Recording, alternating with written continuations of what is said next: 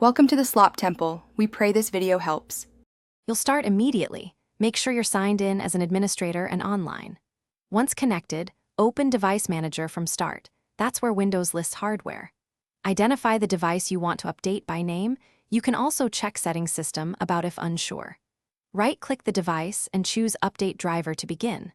This action tells Windows to either search online or let you point to a downloaded file. You're initiating the automated update flow now. Once you click Update Driver, choose Search automatically for updated driver software.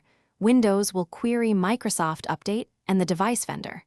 If that returns nothing, make sure to get the exact model and Windows 10 build, then download the driver from the manufacturer's site. Make sure you pick 32-bit versus 64-bit correctly. After downloading, run the installer or return to Device Manager and use Browse My Computer for driver software to point to the folder or in File, allow it to. You should reboot once the driver installs. This ensures the new driver loads.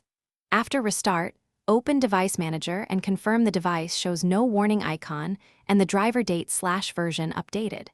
If the device misbehaves, choose Roll Back Driver in Properties or uninstall the device and select Scan for hardware changes to reinstall.